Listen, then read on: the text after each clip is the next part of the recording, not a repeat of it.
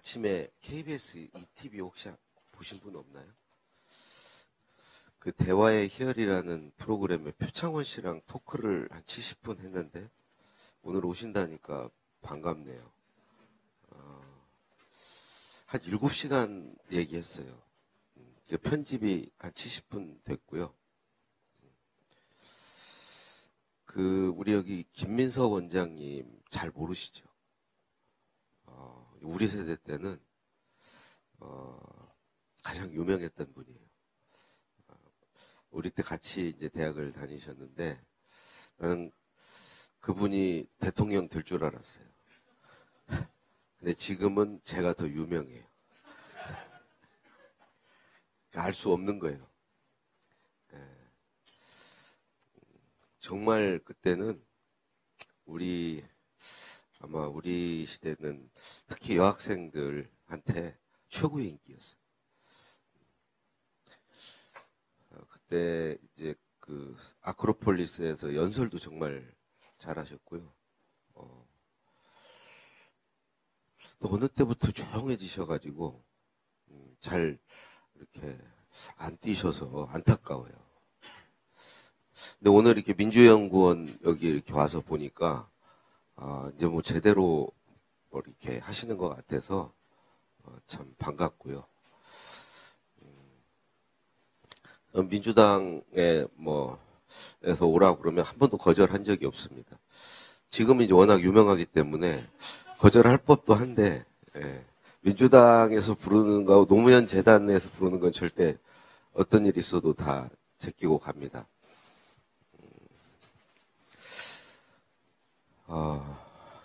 그래서 오늘 이제 한 1시간 말씀을 드리고 이제 질문을 받을 건데요. 준비하기로는 한 13가지 키워드를 준비해 왔어요. 그래서 13가지를 최대한 다 말씀을 드리고 그것에 대해서 불만이 있으시면 제 얘기 끝나고 거침없이 얘기를 해주시기 바랍니다. 제가 얘기하는 13가지는 어찌 보면 우리가 왜 글쓰기를 힘들고 두려워하는가, 왜 우리가 이렇게 우리 국민이 굉장히 창의성을 갖고 태어났는데 이 일을 하는 것 보면 창의적이지 못한가, 또 우리 국민이 OECD에서 제일 불행하다고 그러잖아요. 행복하지 못하다고. 그에 대한 답도 이 13가지 키워드 안에 다 들어있습니다. 이 13가지를 머릿속에 잘 넣어두면 아마 모든 문제가 이 13가지 키워드 안에서 답을 찾을 수 있을 거예요. 근데 보통 이 13가지를 한 15시간 얘기해야 되거든요. 근데 오늘 1시간에 그냥 빨리빨리 얘기를 해볼게요. 첫 번째는 정의입니다. 정의. 우리 문재인 대통령께서 취임사에서 기회는 평등할 것입니다. 과정은 공정할 것입니다. 결과는 정의로울 것입니다. 이렇게 얘기하셨죠. 그 원래는 기회의 평등, 과정의 공정, 결과의 정의. 원래 이렇게 워딩이 돼 있던 걸 우리 윤태영 선배가 이걸 풀어서 썼죠. 풀어서 쓰니까 이게 선언적인 문장이 되고 훨씬 좋아졌죠.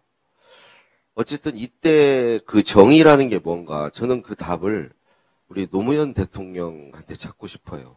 지금은 지식 정보화 시대예요. 지식과 정보가 돈이 되고 권력이 되는 시대입니다. 지식과 정보가 얼마나 투명하게 공개되고 뜻과 노력만 있으면 누구나 공유할 수 있는 시대인가. 이게 저는 중요하다고 생각해요. 그게 정의로운 사회죠. 그 지식과 정보에 누구나 접할 수 있는 사회가 기회가 평등한 사회죠. 누군가가 그 지식과 정보를 독점하고 그걸 부정부패 비리에 쓰고 그러면 과정이 공정하지 않은 거죠. 그래서 저는 이 소위 지식, 정보 이런 것들을 누구나 가질 수 있게, 그러니까 햇볕이 누구를 가리지 않잖아요.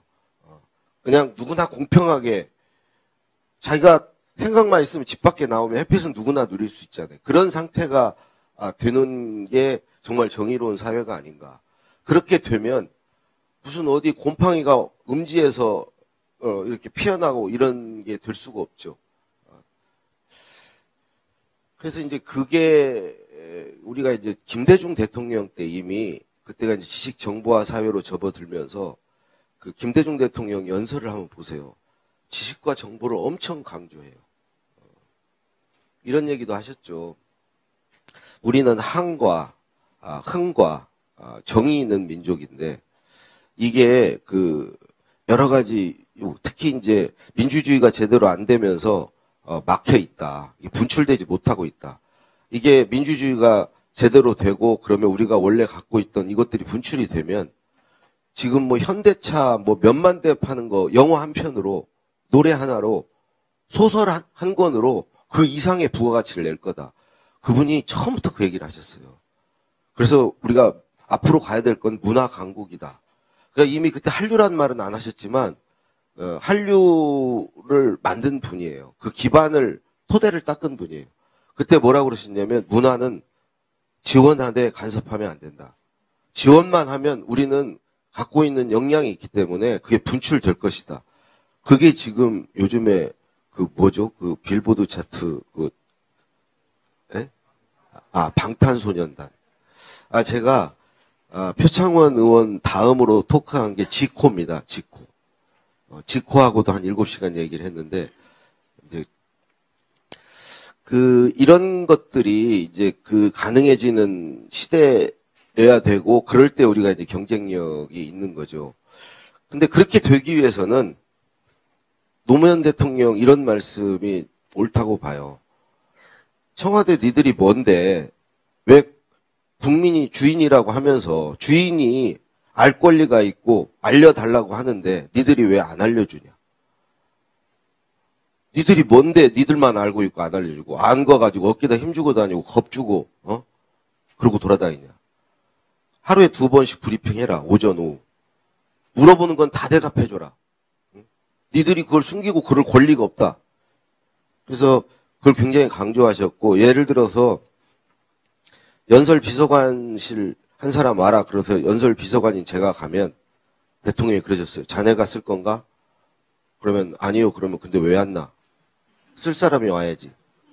그분은요. 지위가 높다고 그래서 그 사람한테 많이 알려주고 지위가 낮은 사람한테 적게 알려주고 그러지 않아요. 누가 알아야 되냐? 일하는 사람이 알아야 된다. 당연히 일하는 사람이 알아요. 우리 지금 사회 구조는 지위가 높은 사람들이 많이 알아요. 왜 그 사람들한테 알려주니까.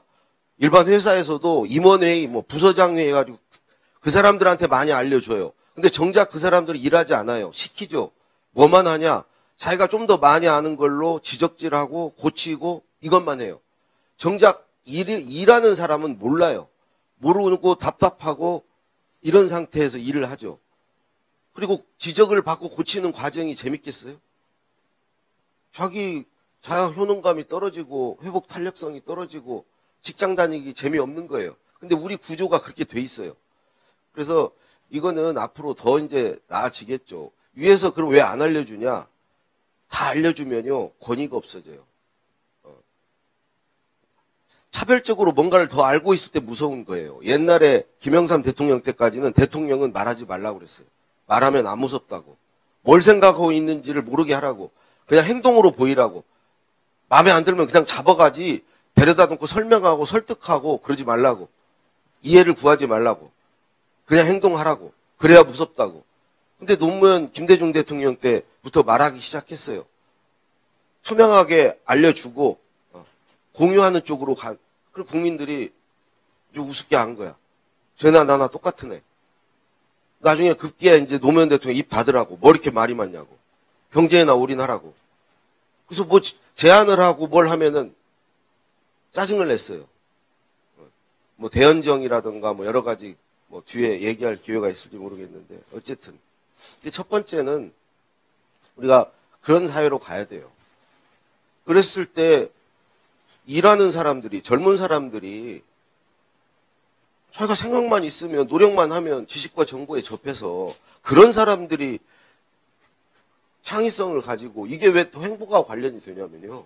사람은요 모를 때 불안하고 초조해요. 알 때 기분이 좋은 거예요. 누군가가 나한테 알려줬을 때 내가 존중받고 있고 대접받는다고 생각하는 거예요. 예를 들어서 누가 뭘 물어보는데 뭐 이렇게 하려고 그래? 넌 몰라도 돼. 이거 와. 어? 야, 너만 알려줄게. 이리 와봐. 너니까 내가 얘기한다. 이거 와. 이거는 후자의 그 아는 범주 안에 들어왔을 때 사람은 아, 내가 존중받고 있구나. 그러면서 이런 소속감을 가지고 이 울타리를 지키려고 노력해요. 주인이 돼요. 그런 사람이 글도 잘 써요. 안만큼 쓰는 거예요. 안 알려주고 어떻게 글을 잘 써요. 첫 번째는 그거고요. 두 번째는 경청입니다. 이게 무슨 얘기냐면 잘 들어줘야 돼요. 근데 여러분도 이제 나중에 여기 학생이면 나중에 사회에 나가시고 그럴 텐데 무슨 얘기를 하려고 그러면 자기 의견을 얘기하거나 자기 생각을 얘기하면 아, 됐고 결론이 뭔데? 그래서 하고 싶은 얘기가 뭐야? 요점만 말해. 이게 전반적인 우리 분위기예요. 이게 왜 그러냐? 일단 시간이 없어요. 조급해. 그리고 더 중요한 이유는 윗사람들이 머릿속에 든 게 많아요. 특별히 우리나라가 많아요. 학교 다닐 때 읽기 듣기를 많이 해가지고 수업 시간이 제일 길어가지고 그것도 모자라서 집에 가서 또 뭘 듣고 읽고 이거를 많이 해가지고 든 게 많아요. 그래서 이 밑에 사람이 얘기하는 그 말의 속도를 견디질 못해요. 머리는 벌써 한참 저기 가 있거든. 자기는 이미 결론을 알 것 같거든. 그러니까 답답한 거야. 빨리 얘기하라는 거야, 빨리. 이게 말을 하는 거냐, 그 사람의 의견을 들어서 내가 도움을 받는 수준에서 들으면 안 돼요. 어떤 수준에 들어야 되느냐? 기회를 줘야 돼요. 스스로를, 존재를 드러내고 스스로 뽐낼 수 있는 기회를 주는 거예요. 그랬을 때 그 사람은 공부하고 노력해요. 자기를 드러낼 필요가 없는데, 드러낼 기회를 안 주는데 누가 좀 더 나은 나를 드러내기 위해서 노력하겠어요. 대표적으로 우리 학교가 그 기회를 안 주는 거예요.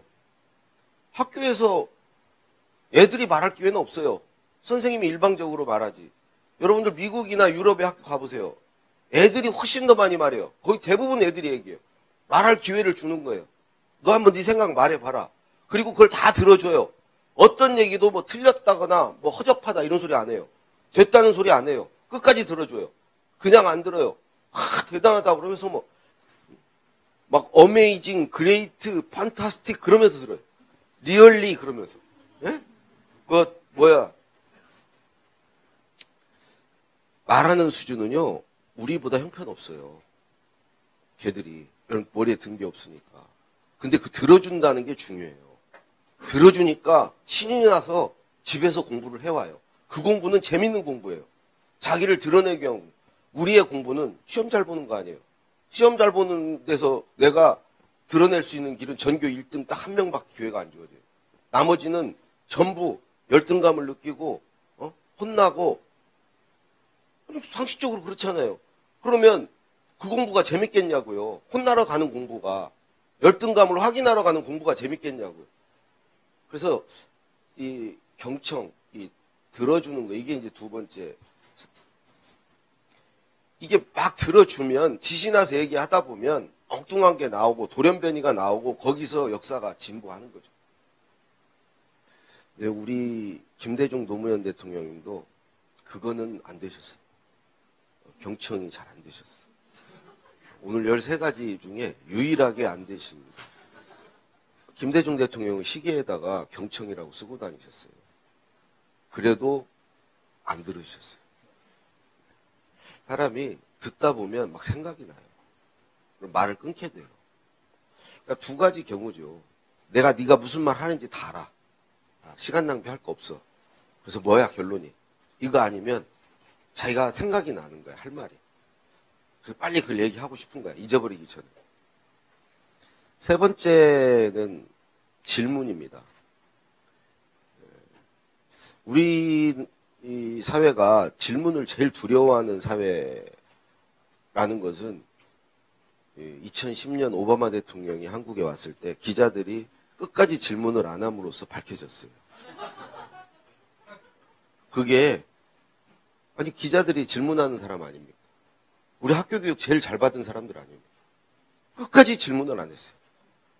오바마 대통령이 한국 기자들한테만 특별히 기회를 줬는데 그 취임사에서부터 계속 한국 교육이 최고라고 경제 기적을 만든 교육, 한국 교육을 본받으라고 그랬는데 와서 보니까 그 교육을 제일 잘 받은 사람들이 바보들이야, 바보들. 아니 그 유튜브 동영상 한번 봐보세요. 정말 부끄러운 모습이에요. 근데 과연 그 기자들만 그러냐? 우리가 다 그래요. 저도 그렇고. 저 여기 서서 말하지만 이렇게 말하기는 쉬워요. 근데 그 자리에 앉아서 질문하기는 진짜 어려워요. 그게 더 어려운 일이에요.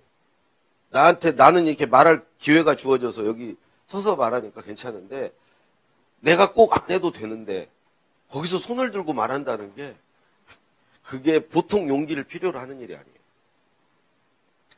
근데 우리는 이 질문을 해서 둘 중에 하나죠. 내가 모른다는 걸 들킨지 모른다는 거. 그리고 윗사람한테 질문했다가 윗사람을 난처하게 할 수도 있다는 거. 난처하게 하는 정도가 아니고 윗사람이 화를 내는 경우도 많아요. 우리 학교 다닐 때는 많이 맞았어요. 질문하다가. 선생님이 나오라고 그래. 너 이 자식 지금 선생님한테 장난해? 그걸 질문이라고 해? 지금 수업 시간에 수업 진도와 관련 없는 질문을 하면 불려 나갔어요. 선생님의 생각에 이의를 제기하는 의문을 표시하는 질문을 해도 불려 나갔어요. 네가 그렇게 잘났어? 회사 가서 마찬가지예요. 뭐 상사가 얘기하는데 그거 맞나요? 그러면 상사가 누구 너만큼 생각 없는 줄 알아, 자식아. 그 사람은 왜 그러냐? 억울한 거야. 자기는 윗사람의 말에 대해서 의문을 제기 안 했어. 그냥 받아 잘 적었어. 말 잘 들었어. 근데 요즘 젊은 사람들은 그걸 제기를 해. 그럼 화가 나지. 나는 평생 그걸 못하고 살아왔는데 이놈들이 돌아가지고 이제는 나를 들이받기 시작해요. 그러니까 이런 여러 가지 이유로 질문을 해서 도움이 안 돼요. 청와대 생활을 해보면 청와대에서 질문하는 사람 없어요. 예를 들어 대통령한테 뭘 질문을 한다고 해요. 질문이 제가 그 뜻을 잘 이해 못했습니다. 이런 질문 하겠어요? 다시 한번 말씀해 주세요. 의미를 잘 모르겠습니다. 이해가 안 됩니다. 그거 하겠냐고요. 대통령의 말씀 그거 맞나요? 그렇게 해도 되나요? 이런 질문 하겠냐고요. 아니면 아주 뭐 상상력을 발동해서 뭐 대통령 말씀과 전혀 관계없는 엉뚱한 질문. 그냥 자기 혼자 머릿속으로 막 생각하다가 이 논지와 전혀 관계없는 질문을 대통령이 뜬금없이 할 수 있겠냐고요. 어떤 경우에도 그쪽 안 하려고 그래요. 박근혜 대통령 때 왜 하얼빈 그 사태가 났냐. 물어봤으면 됐거든. 미순 과목이 아니고 왜 하얼빈이냐. 아무도 물어보기 싫은 거예요. 물어보면 너 그렇게 똑똑하냐? 너 많이 알아서 좋겠다. 머릿속으로 그렇게 생각할 수 있죠. 나 틀렸다 이거지? 네가 지금 지적질하러 나한테 왔다 이거지? 넘어가고 싶은 거예요. 발견을 못했죠. 왜 못했냐? 의문을 안 가지니까. 일단 다 맞았다고 생각하고 싶은 거예요. 만약에 틀리면 가서 물어봐야 되니까. 이거 틀리지 않았나요? 우리 때도 대통령이 개해 복 많이 받으세요 그랬어요. 신년사에 국민 여러분 개해 복 많이 받으세요. 그 해가 개해였어요. 개띠해였어요. 그래서 제가 이거 좀 이상한데 그랬더니 다들 올해 개해 아니냐고. 뭐가 이상하냐. 개해라고 그랬어요. 근데 우리 노무현 대통령한테 물어볼 수 있었어요. 가서 여쭤봤어요. 이거 개해 맞습니까? 개해라고 쓰신 거. 못하네. 새해를 잘못 썼네. 본인이 새해라고 쓰려다가 개해라고 쓴 거예요. 의문이 없으면, 질문이 없으면 위기를 막을 수 없고요. 새로운 아이디어를 낼 수 없어요. 유대인들이 왜 노벨상을 뭐 20몇 %? 애들은 엄마들이 학교에서 오면 무조건 오늘 선생님께 뭐 질문했냐. 제가 이스라엘에 직접 가 선생님께 물어보니까 정말 그렇게 질문이 중요합니까? 그랬더니 나한테 너무 어이가 없다는 거예요. 학생들이 학교에 왜 오니? 질문하러 오는 거래. 모르는 걸 알기 위해서 오는 거래. 모르는 게 궁금하고 알고 싶으니까 와서 그걸 알고 싶어서 오는 게 학교라는 거예요. 그럼 당연히 질문을 해야지. 질문을 안 하면 학생이 아니라는 거예요. 학교 수업에 참여를 안 한 건 졸업을 못 한다는, 실제로 졸업을 못 시킨대요. 질문을 안 하면. 그럼 문제아 중에 제일 문제예요. 그것처럼 학생으로서 문제아가 없어요. 근데 우리는 질문을 안 하는 게 무슨 문제가 돼요? 학교에서. 거기에 문제가 있는 거죠. 그 다음은 뭐 질문이 왜 글쓰기와 관련 있냐? 여러분도 가만히 생각해 보세요. 질문은 내가 나한테 묻고 내가 답하는 거예요. 그게 언제였지? 누구였더라? 그게 내 생각이 뭐지? 질문할 수 있으면 글 쓸 수 있어요. 답이 없어서 못 쓰는 거 아니에요. 요즘에 답은 있어요, 다. 질문을 못해. 예를 들어서 회사에서 보고서 쓰는 거 상사의 질문에 답하는 거예요. 내가 아는 걸 쓰는 게 아니고 상사가 궁금해하는 걸 쓰는 거예요. 그럼 상사의 질문을 알아야 쓸 수 있는 거죠. 질문만 알면 답은 찾을 수 있어요. 옛날에는 답 찾기가 어려웠지만 지금은 대답을 잘하고 문제를 잘 푸는 사람이 필요한 게 아니고 문제를 내고 질문할 수 있는 사람이 필요해요. 근데 우리 사회가 과연 질문을 않는데 이게 가능하겠는가? 그 다음은 관찰입니다. 여러분도 뭐 여기 오신 분들은 그런 분들은 대체적으로 아닌 분들이 오셨을 거예요. 그런 분들이 어떤 분들이냐? 이제 저 같은 사람들이죠. 말 잘 듣는 사람. 예를 들어서 학교에서 선생님이 여기 주목 그러면 딱 주목하는 사람. 근데 선생님이 주목 그런데 창밖을 쳐다보면서 가을비가 내리는구나. 선생님 입장에서도 그거 되게 기분 나빠요. 나오라고 그래요. 나와 있어. 너 왜 이렇게 한눈 팔아? 어? 근데 가만히 보면 우리 사회는 학교건 직장이건 보란 데를 보는 사람이 성공해요. 출세해요. 딱 회사에서도 목표를 딱 제시하고 저기를 봐라. 저기를 향해서 가라. 그러면 경주마처럼 옆에를 딱 가리고 거기만 보고 달려가는 사람. 그 사람들이 출세를 해요. 그분들은 보는 뒤에 있는 보이지 않는 것도 봐요. 상사의 의중도 파악해. 분위기를 쫙 파악을 해요. 그래서 내가 뭘 해야 될지를 알아. 시키지 않는 짓을 그래서 해요. 그럼 상사가 놀래요.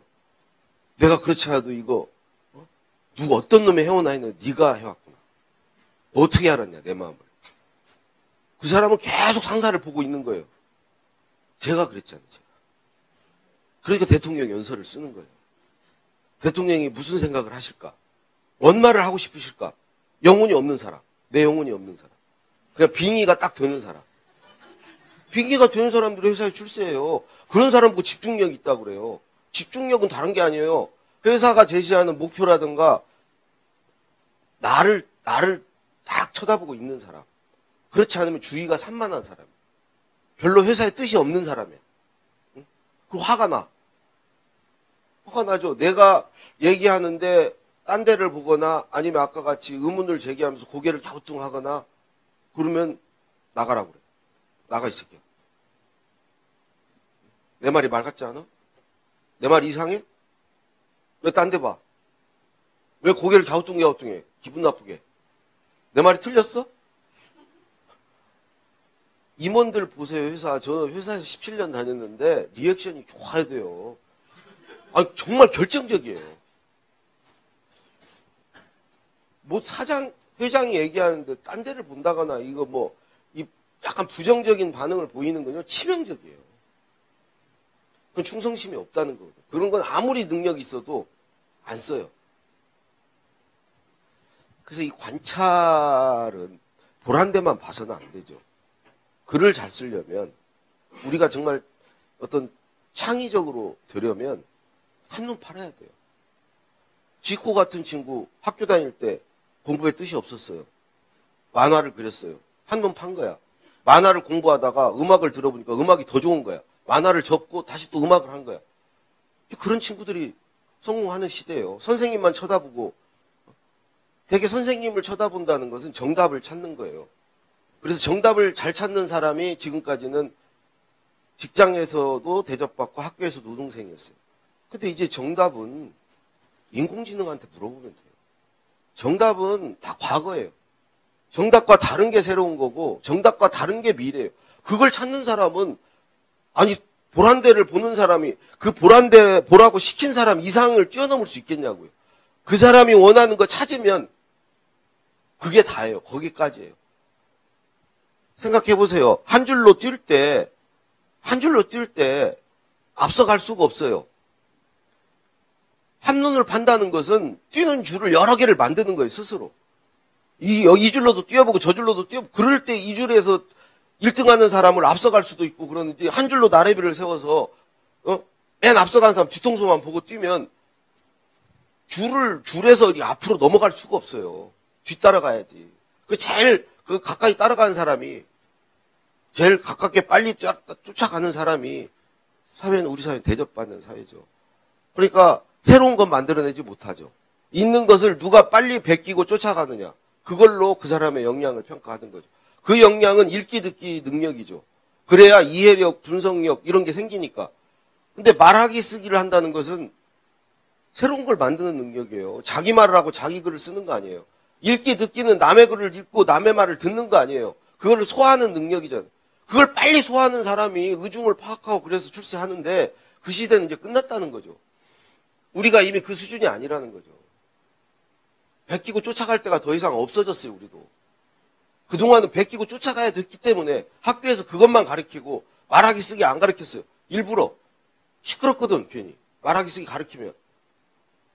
영혼 없이 사는 사람으로 빙의해서 살아야 되는데 지 생각을 말하고 글 쓰고 그러면 안 되잖아요. 효율이 떨어지잖아. 속도가 안 나잖아요, 속도가. 딴 데 쳐다보고 이러면. 그래서 김대중 대통령이 항상 그러셨어요. 다각도로 보라고. 노무현 대통령은 인과관계를 따져서 보라고 그랬어요. 어떤 정책이 나오면 그게 나하고 어떤 관계가 있는 인과관계를 따져서 봐라.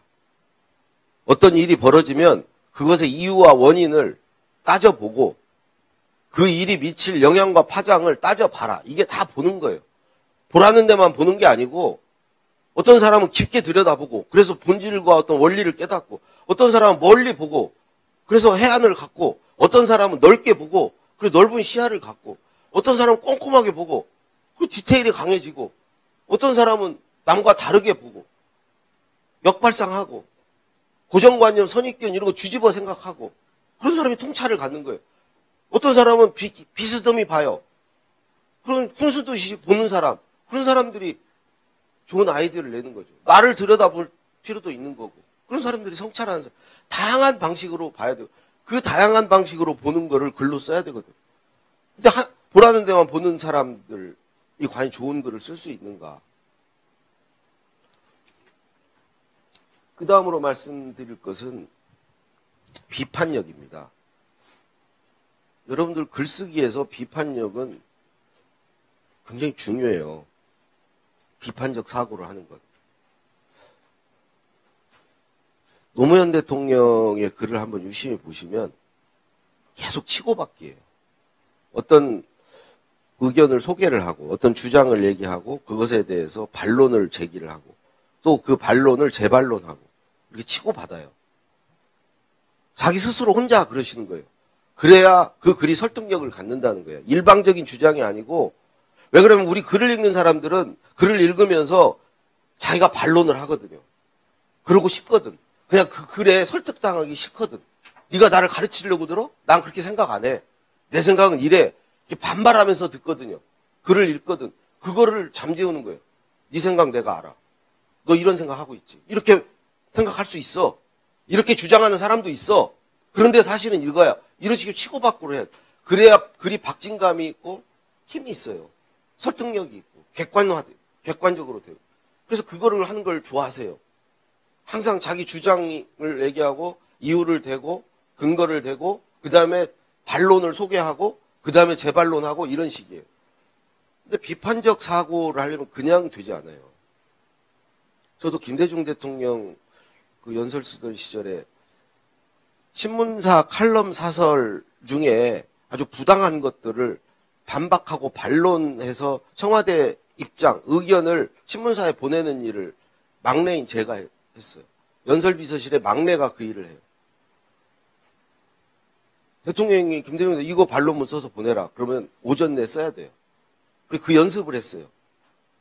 칼럼을 목당 갖다 놓고 그냥 무조건 반론하는 거야. 무조건 어거지로 반박해보는 거예요. 그걸 계속 하면 반론이 돼요. 근데 우리가 이 반대를 위한 반대는 있지만 정말 대안을 가지고 비판하고 반론하는 거, 사실을 가지고 반론하는 거, 이런 게 약해요. 토론이 안 돼요. 그래서 대화 타협도 안 돼요. 우리는 다르면 적이에요. 다른 사람과 같이 얘기를 해서 서로 의견을 같이 조율을 한다거나 내가 승복한다거나 이런 게 안 돼요. 정말 큰 문제예요. 이게 왜 안 되냐? 어디서부터 비롯됐냐? 학교에서 다른 걸 받아들이고 어떤 차이를 인정해주고 다양성을 존중하는 교육을 전혀 안 시켜요. 소위 관용 교육을 안 시켜요. 다르면 적이야. 배제와 타도 대상. 어릴 때부터 우리는 단일민족이라고 그랬어요. 배달의 민족, 백이민족. 우리는 하나다. 우리는 단일하다. 다른 것들은 다른 건 다른 거예요. 미국만 우리 편이었어. 영화를 봐도 미국은 우리나라야. 여러분만 해도 우리 뇌하고 좀 달라요. 저희 뇌는 저만 해도 페이스북을 할 때 누가 반론, 내 의견에 반대 의견을 달면 친구 삭제해버려요. 근데 여러분들은 안 그러신다고 한번 여러분이 어디 이렇게 누군가와 토론을 할 때 생각을 해보세요. 내 말에 반박을 하면요. 날 공격한다. 이런 느낌이 들어요. 저 자식 내 편 아니구만. 그거를, 그 사실에 귀를 기울이고, 그걸로 얘기를 하려고 하지 않고, 내 결론이 있어요. 그럼 제 결론? 이건 같이 섞이질 못해요. 토론이야. 그 얘기는 길게 하기가 어려워요. 노무현 대통령 5년 동안 그야말로 정말 나토 정부 토론공화국이라는 소리를 들을 정도로 토론을 해보려고 했거든요. 끝내 안 됐어요. 토론이 안 됐어. 토론이 없는 사회, 이건 정말 심각한 문제예요. 이게 프랑스라든가 이런 데가 저는 잘하잖아요. 어릴 때부터 시키는 거예요. 어떤 사안에 대해서 이걸 찬성하는 사람, 반대하는 사람, 의견을 들어봐요. 이걸 장점으로 보는 사람, 단점으로 보는 사람, 이걸 좋아하는 사람, 싫어하는 사람. 그래 내가 좋아하더라도 저런 이유로 싫어할 수도 있구나. 그걸 아주 어릴 때부터 받아들여야 되거든요. 그래야 귀를 기울이는 거죠. 우리는 귀 안 기울여요. 지금 가장 큰 문제는 저는 이 세대 간의 대화의 단절. 여러분들은 어른들 아주 꼰대로 보잖아요. 꼰대로 보고 어른들은 요즘 젊은 친구들 보면 급식충으로 보잖아요. 아니 이제는 지역 간의 이런 문제, 보수와 진보도 좀 사회가 좀 더 성숙해지면 이게 어느 정도 해결의 실마리를 찾아갈 수 있어요. 노무현 대통령이 대연정하고 이런 것은 그 당시에 가장 그게 큰 문제라고 생각했거든요. 그게 안 되면 아무것도 안 된다고 생각해요. 서로 대화를 안 해요. 그럼 뭘 하겠어요? 정권을 그냥 내주고라도 권력을 양보하고라도 그게 더 중요하니까 대연정 하자고 그런 거예요. 그게 시대적 과제니까. 지금도 안 풀리고 있잖아요, 그거는. 여기 오다 보니까 문재인 대통령 눈을 파가지고 여기다가 붙여놨대? 그게 우리 사회 현실이에요. 그러니까 우리는 혐오, 증오, 이런 것만 있어요. 사람 이렇게 만나서 얘기 들어보면요, 나쁜 사람 없어요. 이해가 돼요. 근데 그런 게 원천적으로 지금 안 되는 사회라는 거예요. 이게 앞으로 이제, 시골 같은 데 가면 이제 3분의 1이 다른 나라에서 오신 분들이잖아요.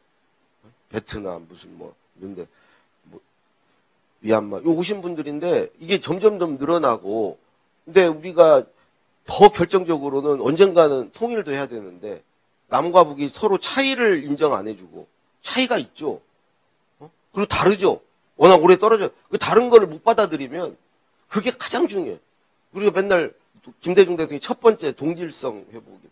그래서 문화교류, 체육교류, 이것부터 시작해야 된다. 근데, 이게 이제 우리 과제고요. 그 다음으로 말씀드릴 것은 상상력이에요. 우리가 정말 아까도 김대중 대통령님 말씀드렸지만 굉장히 상상력이 풍부한 민족이에요. 그 이어령 선생이 맨날 그런 얘기 하잖아요. 우리는 서양 애들은 가방을 만들 때 우리는 보자기를 만들었고, 그리고 융통성이 있고, 창의적이다. 걔들이 뭐 맨날 매뉴얼 만들고 규칙 잘 지키고, 우리는 뭐 규칙 없이도, 그런 매뉴얼 없이도, 그런 게 가능한, 근데 이 상상력이 과연 우리 사회가 풍부한가? 저는 그렇지 않다고 생각하고요. 우선 왜 상상력이 필요한가? 첫 번째, 글을 쓰는 건요, 기억과 상상으로 쓰는 거예요. 기억이 뭐냐? 내 지식, 내 경험, 이게 다 기억이에요. 기억의 형태로 머릿속에 있는 거죠. 거기에 그것만으로 글을 쓰면 글이 한계가 있죠. 내가 경험해보지 않은 거, 내가 겪어보지 않은 미래에 대해서, 내가 바라는 거에 대해서 상상력이 가미가 됐을 때 글이 완성되죠. 근데 이 상상력은 뭐 당연히 우리 사회가 지금 필요로 하는 거고, 그런데 이게 왜 우리 사회가 상상력이 빈곤하냐? 저는 결정적으로 실패에 관대하지 않은 데 원인이 있다고 생각해요. 예를 들어서 대학 입시 한번 실패하면 역전의 기회가 없어요. 패자 부활의 기회가 없어. 평생 가. 꼬리표처럼 달고 다녀야 돼. 무슨 사법고시 젊었을 때 한번 합격을 하면 그 시험 한 번으로 평생 떵떵거리고 살아요. 회사에 가보니까 신입사원 성적, 신입사원 때 인사고과 받은 게 그 회사 나올 때까지 순서가 잘 안 바뀌어요. 잘하는 사람은 계속 잘하고 못하는 사람은 계속 못해요. 그러니까 역전이 안 되고 패자 부활의 기회가 없고 이런 사회예요. 그래서니까 이제 부모들이 죽기 살기로 어떻게든지 초중고 때 악착같이 하여튼 대학 입시 잘 봐. 그거 한 번으로 그냥 끝장이 나버리니까. 지금은 많이 달라졌어요. 지금 젊은 친구들은 많이 달라지고 있어요. 근데 우리 때는 그렇지 않아요. 그러니까 부모들은 아는 거야. 부모들은 한 번 자기가 그렇게 해가지고 평생 그런 상태에 있었다는 걸 알기 때문에 자녀는 그렇게 하기 싫거든. 어떻게라도 그거 한 번 잘하는 거 하면 어떻게 풀린다는 걸 아니까. 이게 사회가 그 활력이 있으려면 계속 등수도 바뀌고 빌빌 하다가도 어느 날 기회를 잡아서 또 튀어오르고 이런 게 있어야 되는데 이게 없기 때문에 이게 없는 사회에서는 시도하거나 도전하지 않거든요. 예를 들어서 회사에서 상사한테 이거 한번 해보면 될 것 같은데요. 그러면 이 상사와 부하 직원과는 어떤 관계가 되냐. 이거는 뭐 나이 드신 분과 젊은 친구와의 관계에서도 해당이 돼요. 이 상사라든가 나이 드신 분들은 기억의 힘으로 사시는 분들이에요. 기억이 자기의 경험이라든가 지식이라든가 이게 큰 분들이야. 상대적으로 상상력은 빈곤한 분들이에요. 많이 해본 사람은요. 기존의 어떤 통념이나 고정관념 이게 갖추기가 쉬워요. 다 해봤거든. 그러니까 이거에 의존을 많이 해요. 반대로 젊은 사람들은 이 기억, 경험도 없고 없는 대신에 상상력을 갖고 있는 거예요. 저는 나이를 먹었지만 우리 와이프가 항상 저보고 뇌가 청순하다고 그래요. 독서를 안 해가지고. 이런 게 좋은 거예요. 얼마든지 상상할 수 있는 거예요. 재단을 안 해. 자기 검열을 안 해요. 뭘 얘기했다가 그거 아니야. 이래서 안 돼. 이게 없어. 그냥 무한 상상할 수 있는 거예요. 근데 젊은 층이 그렇죠. 신입사원 때 그렇죠. 패기가 있고 뭔가 그러면 상사가 안 돼 이 자식아. 해봤어 안 돼. 그럼 막 꾸덕꾸덕 자식 안 된다니까. 왜 고집을 펴? 그러다가 시켜. 그럼 누가 이겨요? 기억이 이겨요. 왜 그러면 원래 승률이 그렇게 돼 있어요. 거기가 한 90 몇 % 확률을 갖고 있는 거고 이 상상에 도전하는 사람은 5%가 안 돼요. 성공 확률이. 근데 이걸 존중해줬을 때 실패에 관대할 때 이걸 하는 거예요. 이게 나래를 피는 거예요. 폈을 때 역사가 바뀌고 혁신이 이루어지고 사회가 진보하는 거죠. 근데 지죠. 졌을 때 뭐라고 상사가 야 내가 뭐라고 써야 돼? 나 안 된다고 했지. 너 봐봐.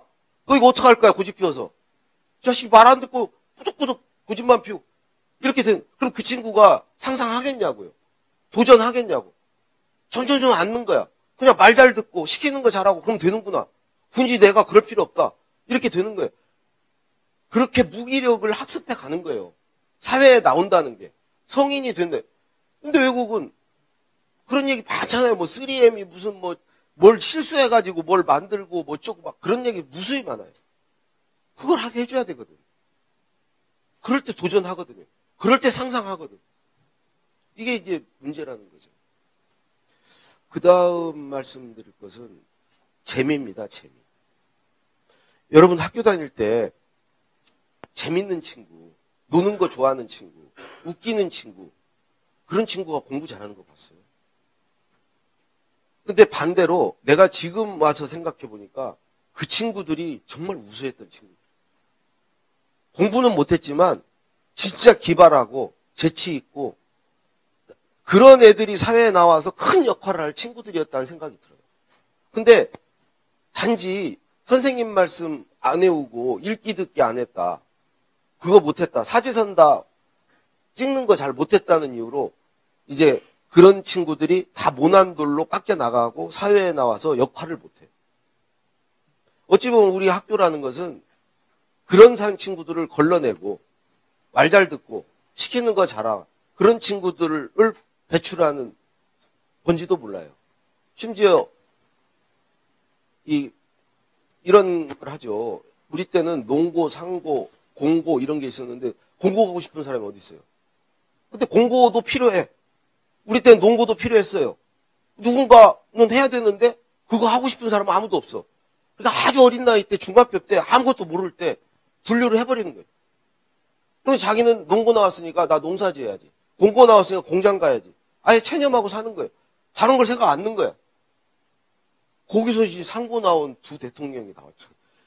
그 두 대통령은 얼마나 나는 노무현 대통령이 상고 나오셔가지고 더구나 그 빈농의 자식으로 태어나서 사법부시 30명 뽑을 때 그건 엄청난 상상력이에요.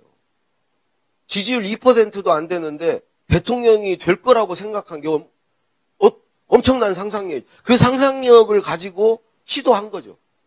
그래서 이룬 거지. 그분이 항상 저한테 그랬어요. 왜 젊은 사람들은 시도하지 않냐. 시도해보니까 최소한 성공 실패 확률이 5대 5다. 시도하지 않으면 100% 실패다. 시도하지 않는 삶은 실패를 향해서 인생 실패를 향해서 가는 거죠. 시도를 안 하는데 왜 시도를 하냐? 실패가 두려워서죠. 한 대라도 맞을까 봐서죠. 한 대도 안 맞고 때리기만 하는 싸움 없어요. 노무현 대통령 얼마나 많이 맞았는데. 맞을 걸 각오하고 싸워야, 각오하고 시도를 해야 뭔가를 이루죠. 근데 젊은 사람들은 한 대도 안 맞아요. 한 대 맞는 게 두려워가지고 나서지도 않고. 김대중 대통령이 그랬잖아요. 행동하는 양심. 벽에다 대고 욕이라도 해라. 용기가 없으면. 댓글이라도 달아라. 그것조차도 않으면 그런 시도라도 하라는 거죠. 그 재미인데요.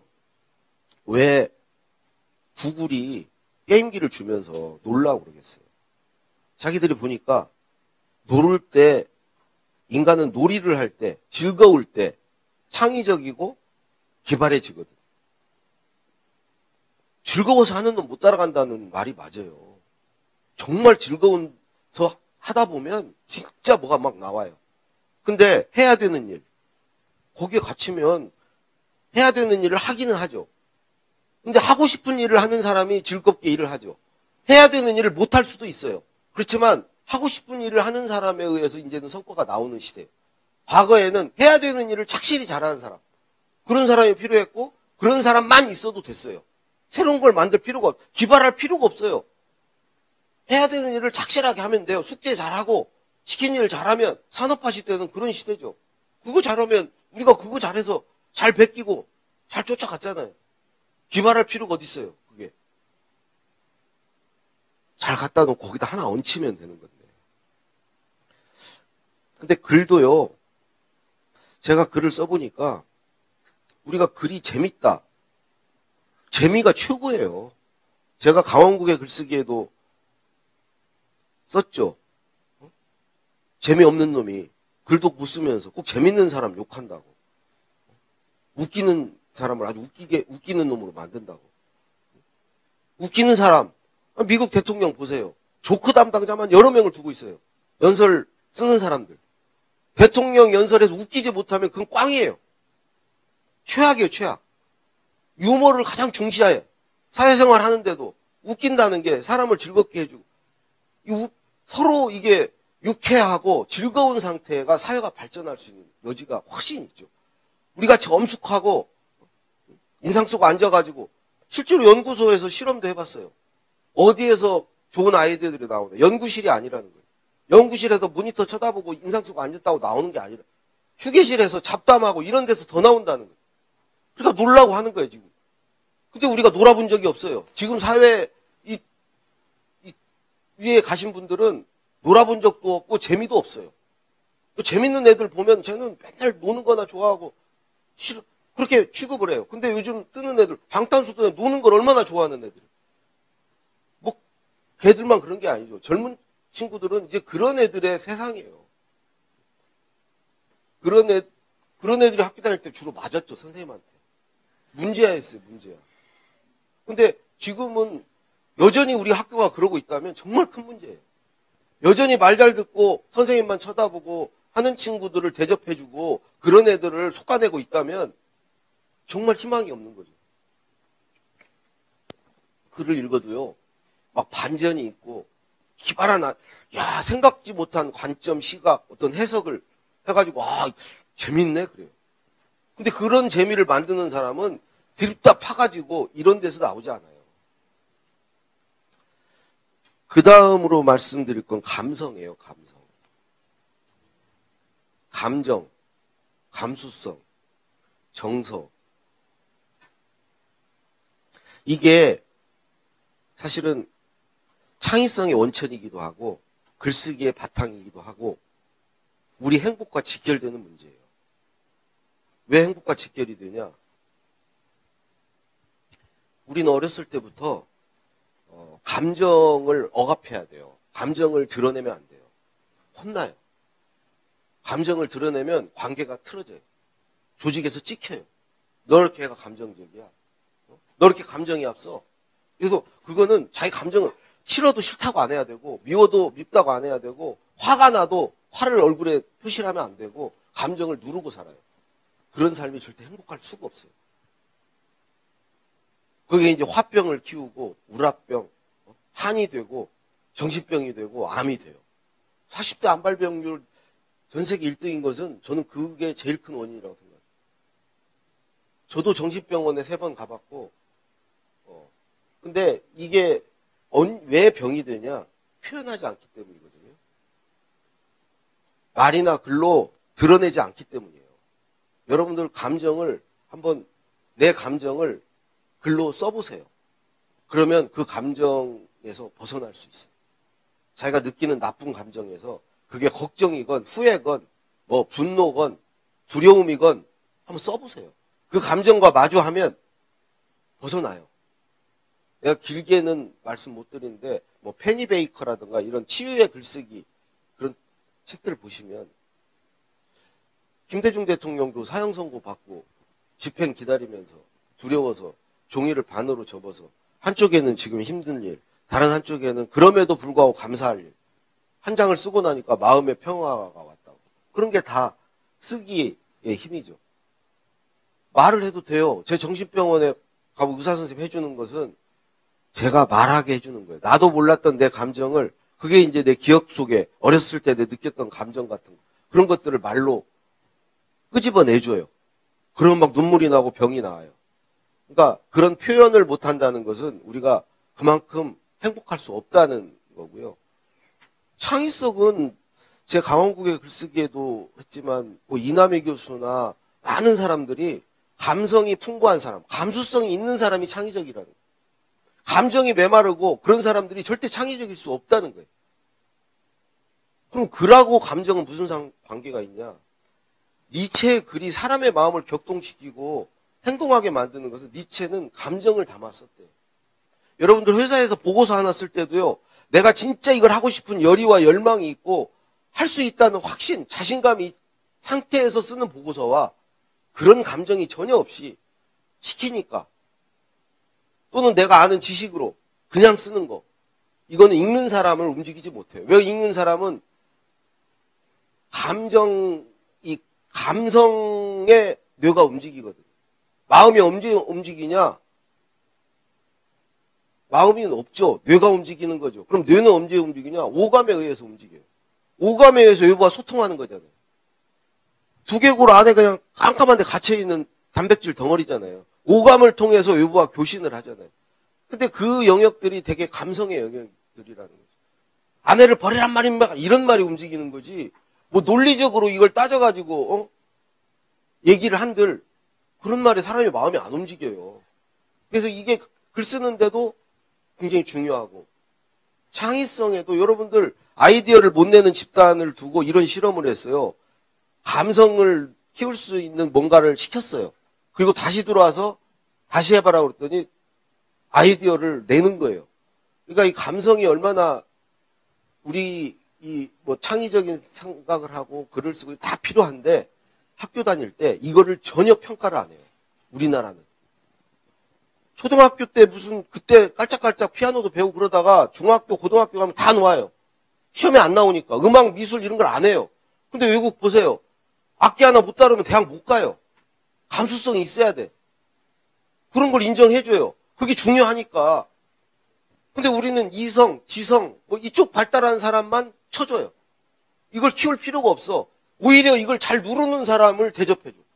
그렇지 않으면 자식이 인격 수양이 안 됐다고 그래. 감정을 들은. 그럼 이 사람한테 그게 편한 거예요. 예를 들어서 왜 저한테만 이렇게 일이 몰립니까? 그러면 미국은 정말 너한테 일이 몰리는지를 본다는 거예요. 따져본다는 거지. 사실을 가지고. 그리고 진짜 몰리면 너한테 지금 일이 몰렸네? 미안하다. 너 얼마나 그동안 힘들었냐? 그럼 그 사람이 다음날 일이 또 몰려도 그냥 한다는 거예요. 알고 있으니까. 그 감정에서 벗어나는 거죠. 근데 우리는 그렇게 말을 하면, 야, 이 자식아, 일하기 싫으면 싫다고 그래. 뭐 이렇게 돌려서 말해. 너 지금 나한테 대드는 거야? 이렇게 얘기해요. 감정을 우리는 못 드러내. 왜 저한테만 이렇게 몰리면 이런 소리 그러면 그거 못하면 그게 없어지냐? 그 감정이 안 없어져요. 계속 근무 시간에 딴 생각하고 있는 거예요. 그 감정에 시달리고 있는 거예요. 여러분 다 그래. 우리가 사무직 생산성이 낮은 결정적 이유예요. 그리고 그거를 너무 힘드니까 저녁 때 술로 풀려고. 술 먹으면 더 강화돼요. 친구들이 도와주거든. 내가 누구를 미워해. 친구들이 더 거들어줘요. 그 친구, 그 사람, 네가 아는 거 말고 이런 것도 나쁜 점이 있어. 같이 욕을 해주거든. 그러니까 더 강화가 돼. 더 확신을 갖게 돼. 그 다음날 가서 그 사람 봐봐요. 더 밉지. 우리 감정은요, 그렇게 되면 옆에 안 가죠. 안 가면 감정은 행동의 지배를 받습니다.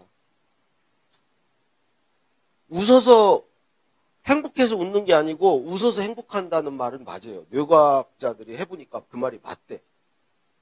눈물을 보고 슬퍼지는 거다, 인간은. 야, 그렇게 되면 이제 계속 술 먹고 강화돼서 그 사람 보서 또 말도 섞기 싫고 피하게 되고, 그러면 또 더 미워지게 되고, 이런 상태에서 계속 사는 거예요. 직장 생활하는 거예요. 회사도 손해고, 일하는 거 갖고 책상에 앉아 있는데 일은 않고 있는 거예요. 그 다음 말씀드릴 건 공감이에요. 공감.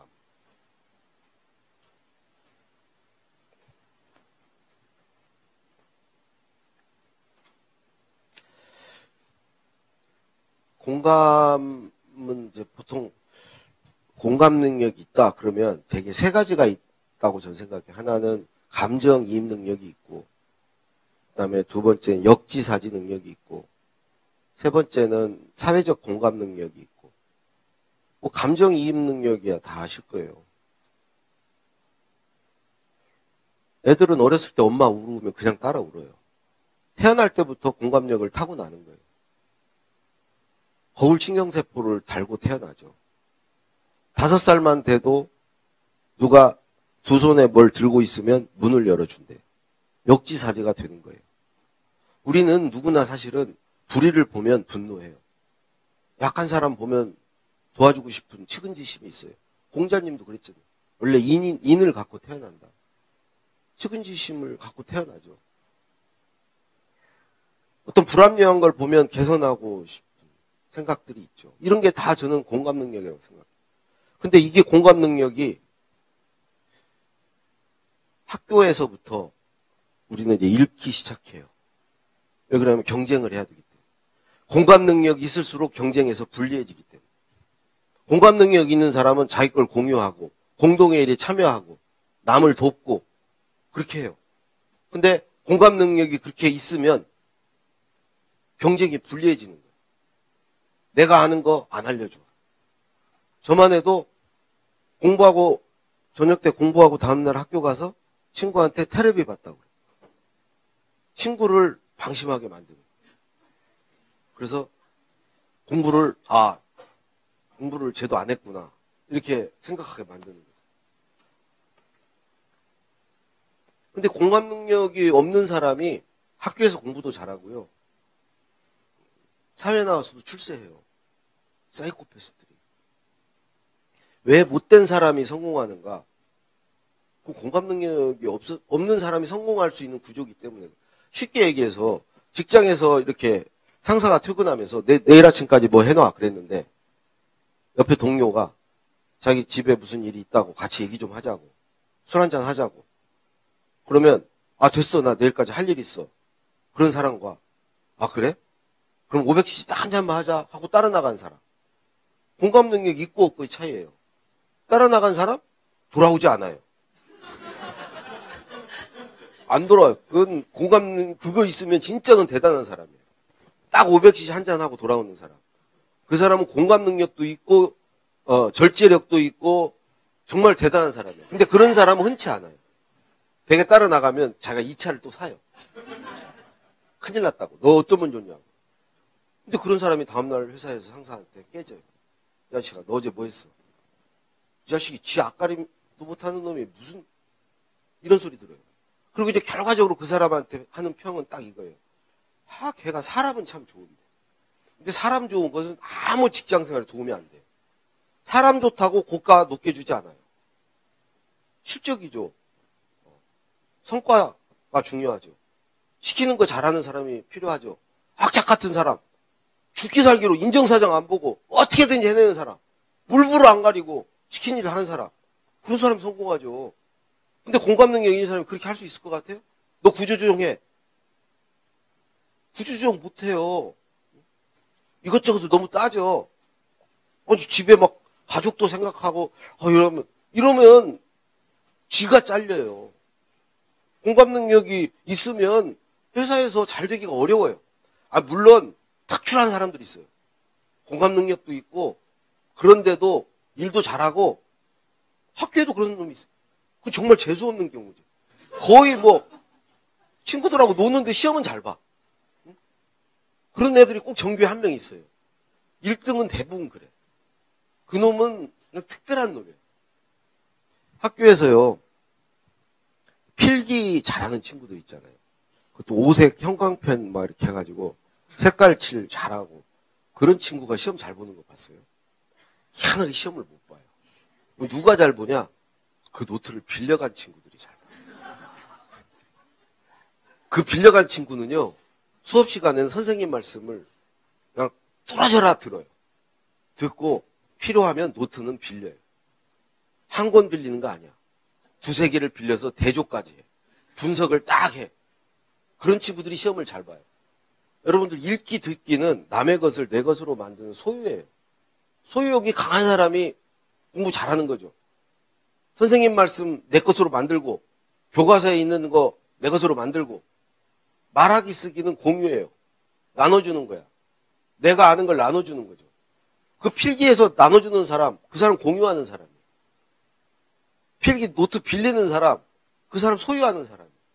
근데 우리 사회는 소유하는 사람이 출세하죠. 공유하는 사람의 역할이 있어요. 실제로 미국에서 조사를 해보니까 공감 능력이 있을수록 인사고과가 낮대요. 평균적으로. 낮아. 근데 조직의 기여도는 높대.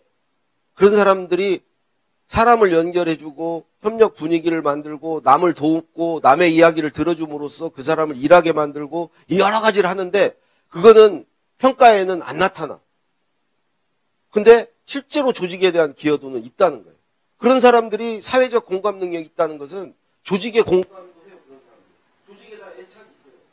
조직이 잘못되면 뭔가 내가 역할을 해보려고 그래요. 조직의 불합리한 걸 보면 개선해보려고 그래요. 이런 것들이 공감 능력이에요. 공감 능력이 없는 사람은 조직이 잘 되건 말건 자기만 잘 되면 돼요. 제가 회사 문 닫는 회사를 세 군데를 다녔어요. 마지막을 봤어요.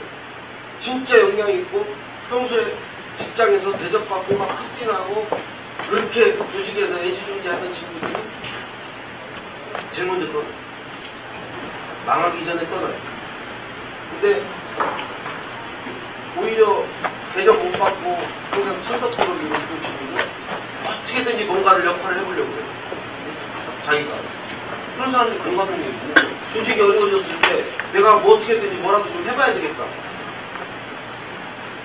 집에서도 그런 걸 느껴갈 수 있어요. 형제 중에도 공감 능력이 있는 친구 없는 친구 가만히 생각해보세요. 있어요. 그걸 우리가 이제 보통 쟤는 굉장히 이기적이다 아니다 이건 좀 공감 능력의 차이라고 봐요. 근데 이 공감 능력이 이제 필요한 시대예요. 옛날에는 공감 능력이 필요 없었어요. 새로운 걸 만들어내려면요 공감 능력이 있어야 돼요. 왜 그러냐면 그래서 공무원이 공감 능력이 없으면 사람의 어떤 사정이나 형편이나 심정을 몰라요. 그럼 그 사람을 위한 제도나 어떤 정책을 만들지 못해요. 기업에서도 마찬가지죠. 그런 사람들을 위한 서비스라든가 제품이라든가 이런 아이디어를 낼 수가 없죠. 사람에 대한 이해가 없는데 사람에 공감하지 못하는데 공감하는 사람이 그걸 만들어내는 거예요. 이게 정말 공감 능력이 있어요. 리더건 공무원이건 기업인이건 공감 능력이 없는 사이코패스는 그게 안 돼요. 시킨 일은 잘하죠. 목표를 주면 물불을 안 가리고 해내죠. 그렇지만 새로운 건 못 만들. 이게 이제 창의성이라든가 이게 다 연결이 질문하는 사람, 관찰하는 사람 이것과 다 연결이 되어 있는 것들이죠.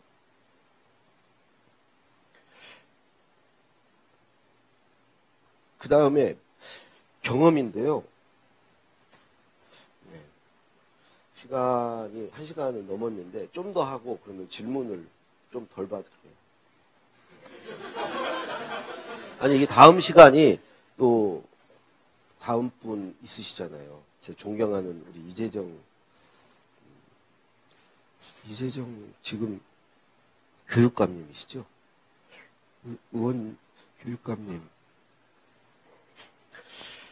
그 신영복 선생님이 깜빵에 가서 그 감옥에서 목수를 만났는데 집을 짓는 대목이 운동장 바닥에 집을 그리는데 바닥부터 그리더래요. 맨 마지막에 지붕을 넣더래. 근데 자기는 평생 지붕부터 그렸대요. 그래서 그걸 보고 나서 나는 평생 머리로 살았구나. 근데 머리로 사는 사람, 머리로 글을 쓰고 머리로 사는 사람보다는 가슴으로 생각하고 가슴으로 그게 이제 공감 능력이 있는 사람이고 감성적인 사람이고 그런 그보다는 더 중요한 게 손발을 움직여 사는 사람. 그 사람이 글을 써도 그게 진짜 글이고 그러니까 손발을 그러니까 집을 지어본 사람은 손발을 움직여본 사람은 경험이 있는 사람은 밑바닥부터 그리는 거죠. 근데 우리가 이 경험을 쓰는 게 스토리예요. 스토리가 경험의 언어죠. 그러니까 글쓰기에서도 이 경험의 가치를 사줘야 경험이 없는 사람은 없거든요. 그건 나이만큼 있는 거예요. 공평한 거예요. 지식은 다를 수 있어요. 독서 많이 한 사람, 적게 한 사람, 학교 형편이 안 돼서 못 다닌 사람, 많이 다닌 사람 다 차이가 있죠. 그렇지만 경험은 오히려 지식이 많을수록 적을 수 있어요. 경험은 적을 수 있죠. 특히 무슨 승승장구한 경험이 아니고 정말 밑바닥에서 맵고 짜고 쓴 경험, 시련, 고난, 역경을 딛고 일어선 경험, 그런 것은 오히려 더 손발로 산 사람들한테 더 많은 거죠. 그리고 이제는 인공지능 시대에는 이 머리에서 갖고 있는 가치가 별 의미가 없어요. 그럼 많이 갖고 있을 필요도 없고. 그건 이제 인공지능이 더 많이 갖고 있는 거고. 이미 우리가 검색을 하기 시작하면서부터 사실은 이 가치는 별로 없어요. 저도 인터넷 구글 들어가면 이효령 선생님하고 이효령 선생님보다 더 제가 많이 알 수도 있는 거죠. 근데 이 가슴과 이 손발, 이거는 인공지능이 할 수도 없는 거고 이게 가치가 있는 일이죠. 이제는 이 경험의 가치, 이 경험을 사회적 자산화하고 이러는 게 글쓰기에도 필요하고 우리 사회가 더 도약하는 데 필요하거든요. 근데 우리가 문제가 일본만 해도 라면 장사를 해도 책을 써요. 자기 경험을 공유해요. 근데 우리는 지식을 공유한 사람들은 많은데 경험을 공유하는 것은 자기 경험 자체를 좀 하찮게 알아요. 나 왜 평범하게 산 사람인데 내 경험이 무슨 의미가 있어? 이런 식으로 생각해요. 그 경험을 자산화 안 쳐. 노무현 대통령이 저한테 자네가 뭔데 8년씩이나 청와대에 있었냐고. 8년씩이나 여기 청와대 들어와서 이걸 있으면서 그 경험하면서 보고 배운 게 있으면 그걸 공유하라고. 책을 써서 공유하라고. 그래야 여기 못 들어온 사람도 들어온 사람과 똑같이 그걸 누릴 수 있는 거고 그런 게 역사의 진보에 기여하는 거라고. 왕이 혼자 알고 누리던 거를 국민들이 다 누리면 그게 역사가 진보한 거라고. 결국은 자기 경험을 나누는 거죠. 나누는 것은 말하고 글로 나누는 거죠. 근데 우리가 그런 사람들을 자꾸 누르니까 그건 얘기가 돼. 회사 다닌 사람은 나 그냥 회사 30년 다닌 것밖에 없는데 그런 것을 글로도 안 쓰고 그런 별 가치를 부여하지 않은 경험만 있으면 그건 중요하지 않아요. 경험에서 뭔가 의미를 달아야 이게 경험이 의미 있어져요. 거기서 배운 거, 깨달은 거, 느낀 거, 뭔가 교훈, 시사점 뭐가 있잖아요. 거기서 알게 된 노하우도 있고 그게 의미죠. 근데 경험 자체, 그 이야기 자체만 있으면 사실은 가치가 없죠. 근데 거기에는 반드시 의미가 있거든요. 그건 자기가 찾아보면 되거든. 근데 경험만 얘기해요. 그리고 경험도 깊이 들어가지 않아. 그냥 나 회사 30년 생활했습니다. 거기서 그쳐요. 그렇게 되면 회사는 누구나 다니는 거예요. 깊이 들어가면 세상에 하나밖에 없는 내 이야기거든. 예를 들어서 그냥 밥을 먹었다가 아니고 누구와 만나서 뭘 먹었는데 그때 무슨 대화를 나눴고 그때 내가 뭘 느꼈고 그때 흐르는 음악은 뭐였고 이렇게 얘기하면 그 경험을 한 사람은 세상에 나밖에 없어요. 그래서 거기서 보고 느끼고 배운 걸 써주면 그건 세상에서 정말 나만 쓸 수 있는 경험이고 가치 있는 이야기거든요. 그래서 우리가 이제 머릿속에 많은 거 들고 있는 사람만 이렇게 하는 사회에서 이제 우리가 경험의 가치를 사주는 결정적으로 여기가 여러분들 이렇게 젊은 세대들은 진짜 오래 살아요. 120살까지 살아요.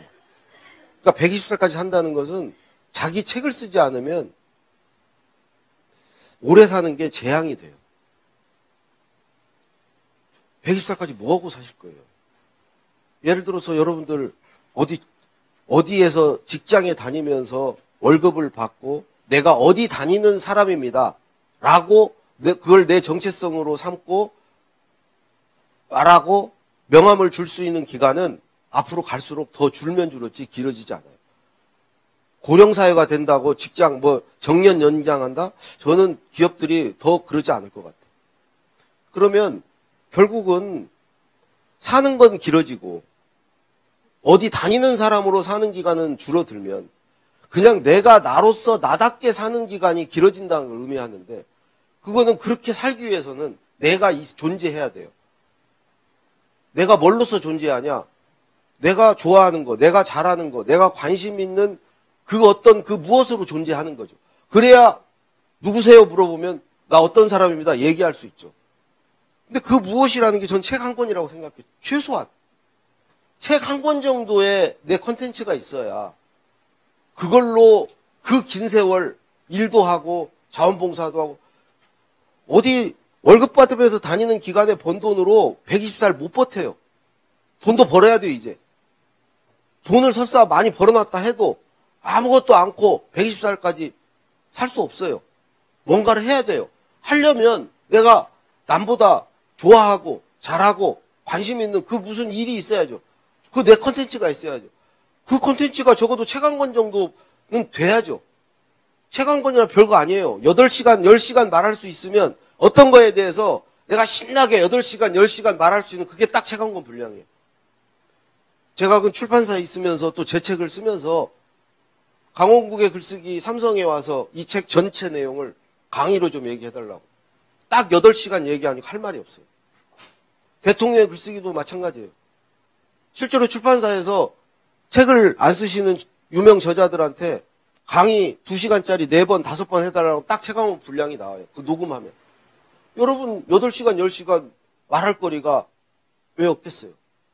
그걸 찾아야죠. 그래서 직장 다니는 기간은 그걸 찾는 기간이어야 된다고 생각해요. 찾는 데서 그치지 않고 그것을 갈고 닦고 성장시키고 양적으로나 질적으로 나를 만들어가는 과정이어야 돼. 영혼 빼주고 간슬게 빼주고 월급 받고 그거에 머물면 나중에 거기 나와서 정말 내가 없다는 걸 알게 돼요. 내가 나를 몰라요. 그래서 월급 받으면서 그걸 찾아가지고 갈고 닦는 방법은요, 딱 하나예요. 매일 글을 쓰는 거예요. 매일 3줄이라도, 5줄이라도 매일 쓰는 거예요. 오늘 새롭게 알게 된 거, 그것에 관해서 새롭게 깨닫게 된 거, 그것에 관해서 내가 과거에 경험했던 기억, 그것에 관해서 내가 꿈꾸는 거, 그거 매일 쓰면요, 매일 쓸 수 있어요. 제가 글쓰기에 대해서 매일 쓰거든요. 쓰기 시작하면 처음에는 쓸거리가 없어요. 쓰면 쓸수록 쓸거리가 생겨요. 왜 그러냐면 쓰면 쓸수록 궁금해지거든. 뇌과학도 궁금하고 심리학도 궁금하고 문학, 철학 막 궁금해. 쓸거리가 이게 덩어리가 작을 때는 표면적이 작으니까 쓸거리가 붙어봤자 몇 개 안 붙어요. 덩어리가 커지면 이게 표면적이 넓으니까 막 쓸거리가 붙어요. 당연히 크기만큼 붙어요. 커지면 커질수록 커지는 속도가 빨라져요. 눈덩이가 큰 게 구르면 빨라지고 커지면 또 더 궁금해지고 그럼 또 더 쓰게 되고 그럼 더 커지고 이 상태가 되면 내가 성장하고 있는 거예요. 탁월해지고 있는 거예요. 그렇게 해서 만들어진 걸 가지고 거기 딱 직장 자기가 만들어서 생각하면 직장 저는 그만둬야 된다고 생각해요. 이제는. 그래서 자기 나와서 그걸 가지고 정말 나답게 나로서 사는 거죠. 내 말을 하고 내 글을 쓰면서. 그게 돈도 다 되는 세상이에요, 이제. 누구 밑에서 월급 받고 눈치 보고 제가 초등학교 2학년 때 어머님이 돌아가셔서 대학교 졸업할 때까지 계속 남의 집에 살았어요. 눈치를 잘 보게 됐어요. 저는 남이 그 집 식구들이 막 먹는 반찬 손 안 댔어요. 그건 내 차지가 아니거든. 그래서 눈치를 키우니까 그게 사회 나오니까 최고더라고요. 우리 때는 눈치 잘 보는 놈이 최고예요. 눈치를 잘 본다는 것은 2가지라고 봐요. 읽기 듣기 능력이 좋은 거예요. 말귀를 잘 알아들어요. 의중을 잘 읽어요.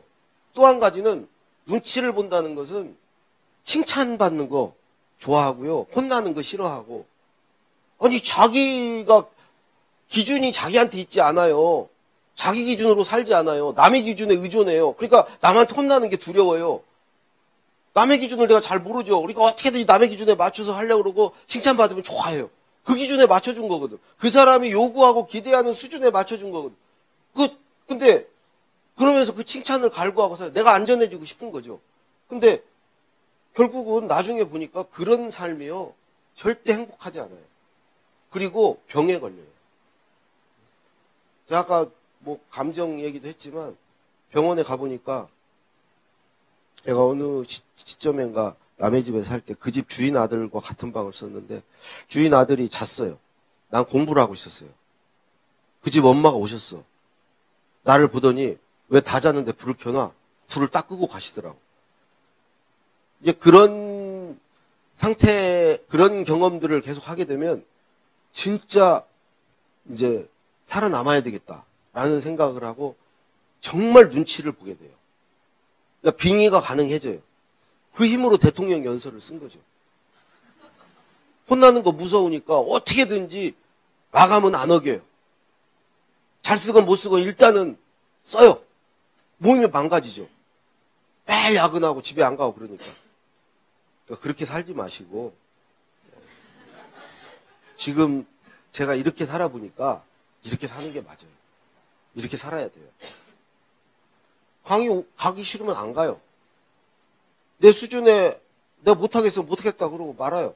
안 해도 돼요. 옛날에는 어떻게든지 해야 돼요. 할 수 있다고 해야 돼. 그리고 내가 내 실력 들킬까봐 불안하고 항상 그러고 살았죠. 지금은 못하겠는 거 못하겠다 그러고 하기 싫으면 하기 싫다 그러고 그렇게 살면 그렇게 살아도 지금 맨날 버는 것에 한 3배, 4배 벌어요. 회사에서 임원하면서 간쓸게 빼주고 살 때보다. 예, 이제 질문 받을게요. 15분밖에 안 남았네.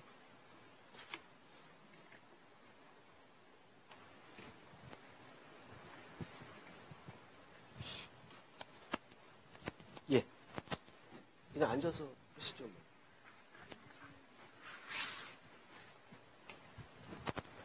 민주시민학교이기도 하고 또 제가 학교에서 강의를 하고 있는 어떤 입장이기도 하고 사회가 바뀌려면 가장 먼저 학교가 바뀌어야 된다는 생각을 정말 상당히 많은 시간을 두고 고민을 하고 있습니다. 지금 이제 대학에서 강의를 하고 있다가 어렵게 기회가 되어서 교육청의 그 지원으로 민주시민 교육을 중학교에서 하고 있는데요. 제가 하고 있는 중학교 1학년 교육에서 여전히 그 민주적이지 못한 그 학교의 모습들을 2018년도에 보게 되면서 제가 굉장히 놀랬었습니다. 교육에서 필요한 것이 정말 말하기고 또 쓰기고 하는데 여전히 이렇게 학생들 중에서 튀는 아이들은 제압을 받는다든지 혹은 그 아이를 인간적으로 대하지 않고 절차상의 어떤 한 그 구성원으로 대하는 모습들을 보면서 이게 어떻게 하면 바뀔 수 있을까에 대한 좀 성찰들이 더 많이 필요하다고 생각을 했는데요. 보고 체계라든지 또 교원들 안에서의 일어나는 전체적인 책임 추궁 뭐 이런 문화들이 바뀌지 않으면 여전히 이것들은 바뀌지 않을 거라는 생각이 듭니다. 또 하나는 그 입시 지옥에 대한 부분인데요. 사실은 입시는 우리 사회 안에 계층을 더 공고하게 여기도록 하는 그런 그 시스템이라고 생각을 합니다. 물론 그 확실하게 바뀌는 데는 상당한 시간이 들겠지만 뭐 이를테면 뭐 국립대학과 지방대학의 인서울과 지방의 차이라든지 혹은 국립대학과 사립대학의 차이라든지 이런 것들에 대한 또 우리 주변의 어떤 경각심이라든지 또 변화하려고 하는 노력들이 필요한데 그런 모습들이 사실 잘 보이고 있지 않는 것 같습니다. 물론 글쓰기에 대한 이야기지만 선생님께서 그런 얘기들을 학교에 대한 문제들을 얘기 많이 해주셔서 거기에 대한 어떤 지성인으로서의 사회적인 목소리 혹은 이렇게 되어야 된다라고 하는 어떤 말씀들을 좀 질문하고 싶어서 네, 마이크를 잡았습니다. 최근에 우리 교육개혁한다고 그래서 계속 논의하다가 결국은 원점에서 끝났잖아요.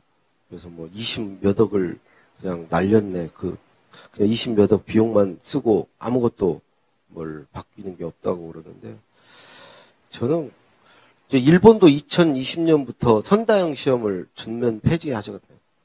다 서술형으로 바꿔요. 글 쓰는 걸로 뽑아요. 우리같이 OMR 카드에 찍는 걸로 뽑지 않아요. 2020년부터. 그거를 중학교 1학년 때부터 이제 교육개혁 2020을 공표를 하고 쭉 준비해 왔죠. 근데 우리는 뭐 이번에도 뭐 여러 가지 논의를 하다가 그게 다 안 됐죠. 근데 저는 결정적으로 그거 해야 되고요. 선다형 시험 찍는 거 잘 찍는 거 전혀 그거는 저는 그걸로 왜 사람을 평가하나 싶어요. 사람의 역량은 말하기 쓰기 역량이에요. 말하기 쓰기를 근데 하기 위해서는 읽기 듣기를 해야 돼요. 그러니까 말하기 쓰기 역량만 평가하면 읽기 듣기 역량은 자동으로 평가가 돼요. 그 안에 들어가 있는 거예요. 근데 우리는 지금 읽기 듣기 역량만 평가해요. 이거는 헌법소원에 난 문제라고 생각해요. 아니 말하기 쓰기 역량이 있는 사람이 왜 그 역량을 평가하고 읽기 듣기 잘하는 걸로 사람을 평가하고 그걸 평생 사람을 좌지우지하냐. 이게 이제 하나 저는 문제라고 생각하고 또 하나는 이 서열을 매기는 거죠. 말씀하셨듯이. 등수로 나래비 세우는 거. 그럼 뭘로 해야 되냐? 선생님이 과정 속에서 사람을 그냥 평가해야 되거든. 그래서 그 내용을 서술해주고. 그러니까 그 친구가 얼마나 토론에 적극적으로 참여를 하고 질문을 하고 발표를 하고 에세이를 어떻게 쓰고 이거 선생님이 다 알아요. 우리도 선생님을 다 알잖아요. 학교 다닐 때. 저 선생님 실력도 알고 인품도 알고 다 알아요. 근데 선생님이 애들 딱 적정 수준 주고 하라고 그걸 모르겠어요. 1년간 지켜보고. 근데 그걸 믿어줘야 되는데 선생님이 평가를 안 믿죠. 학부모들이 일단은 반발을 하죠. 그거 가지고 잘못 쓰면 난리 나죠. 그러니까 그런 것들이 이제 안 되는데 저는 그 두 가지가 저는 이제 학교가 그렇게 바뀌어야 되겠다. 먼저 강연 너무 재밌게 들었고요. 저는 지금 공무원으로 일을 하고 있는 정서윤이라고 합니다.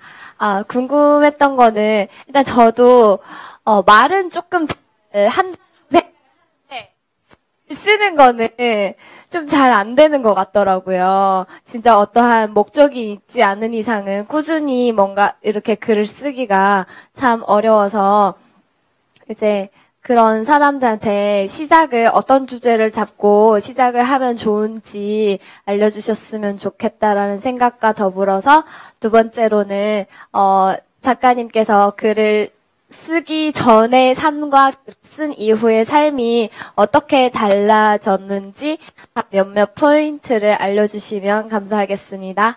글을 쓰면서 돈을 많이 벌었죠. 그리고 즐겁고요. 정신적으로 건강하고요. 글쓰기는 저를 볼 땐 스스로는 나한텐 치유하는 길이기도 하고 다른 한편으로 밖에다가 나를 잘난 체 하는 거기도 하거든요. 근데 이제 그 잘난 체라는 게 좀 나쁘지 않다고 생각해요. 제 어떤 표현 욕구, 어떤 인정 욕구, 어떤 관계 욕구, 자아 실현 욕구 이런 걸 충족해가는 과정이니까 그래서 그런 글쓰기는 충분히 의미가 있고요. 말은 잘하시는데 글쓰기가 어려우시다면 그리고 또 그 주제 궁금하시다면 스스로 주제를 잡아서 이걸 글로 써야 되겠다고 마음을 먹으시고 먼저 말을 많이 해보세요.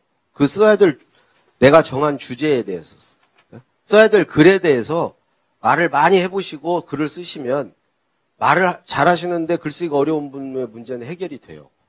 대통령의 글쓰기가 이렇게 불후의 명작이 된 것은 말을 많이 했기 때문에 그래요. 언제 말을 많이 했냐? 이명박 정부 5년 동안 저한테 계속 사람들이 물어봤거든요. 청와대에 재밌는 일화 없냐? 뭐 대통령 연설을 어떻게 쓰는 거냐? 김대중 노무현 대통령 어떤 분이냐? 그거를 5년간 글을 하나도 안 쓰고 말만 했어요. 계속 대답만 했어요. 수십 번, 수백 번 같은 그렇게 하다 보니까 머릿속에 정리가 딱 됐고 어떤 얘기에 사람들이 재밌어 하는지도 알게 됐고 그 상태에서 박근혜 정부 초기에 대통령의 글쓰기를 썼죠. 쓰는 게 금방, 그게 처음 쓴 거예요, 저 글쓰기. 근데 충분히 말을 해보고 쓰니까 쉽게 써지더라고요. 반대로 나는 글은 좀 쓰겠는데 말하기가 어려우시다 하는 분은요, 메모하는 습관을 기르는 게 최고예요. 저같이 이게 말을 전혀 못하는 사람인데 강연을 하잖아요.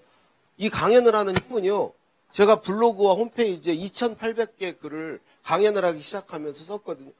쓴 걸 가지고 말하는 거지, 말하는 거에 가장 핵심은 무슨 할 말이 없어서 제일 힘든 거예요. 말하기가 어려운 것은. 할 말이 있으면 어렵지 않아요. 할 말을 미리 써놓고 쓴 걸 가지고 말하면 돼요. 그러기 위해서는 평소에 계속 내 생각을 만들고 그걸 메모하고 쓰는 것을 하면 말도 잘하게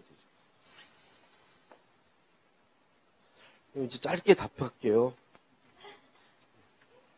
질문도 짧게 해주세요. 짧게 질문 드리겠습니다. 교수님께서 생각하시는 창의성의 절대적인 평가 기준이 뭔지 말씀해 주시면 감사하겠습니다. 예. 저는 말하고 쓸 수 있는 사람이 창의적이라고 생각합니다. 말하고 쓸 수 있다는 건 자기 생각이 있다는 거고 자기 의견이 있다는 거, 그게 창의적인 사람이에요. 간단해요. 예, 또. 예. 안녕하세요. 저는 책을 쓴 작가이기도 하거든요. 저는 네, 오늘도 비추산을 다짐합니다라는 책을 썼는데요. 오늘 강연하신 게 약간 논증을 구성하는 방법에 대해서 자기 생각을 어떻게 표현하는가에 대한 그 주제신 것 같은데 그런 책도 있는 반면에 소설 장르도 있잖아요. 저는 궁극적으로 장르 소설을 하나 써보고 싶은데 그 장르 소설을 잘 쓰기 위해서는 또 어떤 능력이 예, 저는 문학을 전혀 모릅니다. 문학글을 써본 적도 없고요. 그래서 제가 조언을 해드릴 말씀이 없어요. 아, 네. 정말요. 근데 언젠가는 해보고 싶어요. 저. 근데 내가 알지도 못하는데 뭔 얘기를 하겠어요. 자, 이제 마지막으로 질문 딱 2개만 더 받고 예, 사진 촬영하도록 하겠습니다. 예, 그냥 말씀하시죠, 뭐. 예. 상관없습니다. 생각이나 감정을 글로 써서 마주하라고 말씀하셨는데 때로는 머릿속에 느껴지는 건 있어도 문장으로 도출이 좀 어렵고 막힐 때가 있거든요. 단어들이 머릿속에서 떠돌기만 하고 근데 그걸 문장으로 이렇게 정리할 수 있는 뭐 팁이나 조언이 있으신지 궁금해요.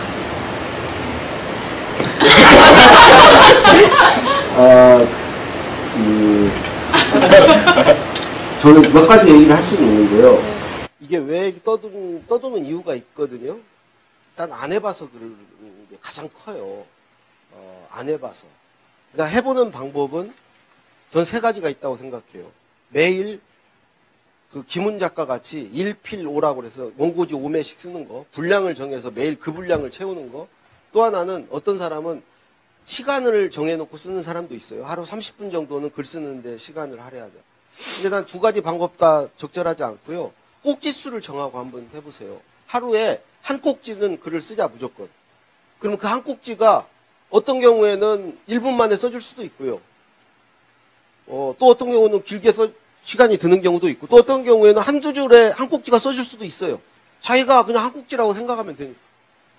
그래서 어떤 경우는 또 길게 써야 되는 경우도 있고 그래서 한 꼭지를 쓴다면 내 자율성이 있고 그게 어디에 속박이 안 되기 때문에 그런 식으로 정하고 매일 쓰는 게 저는 가장 좋은, 그러니까 글쓰기를 습관화하는 게 가장 좋다. 하나만 더 추가한다면 자기의 관심사가 있을 때 사람은 몰입하고 몰입하면 써지거든요. 그러니까 습관을 들이고 몰입하는 게 중요하다고 봅니다. 마지막으로 한 분 더. 마지막 질문 하나 받겠습니다. 예.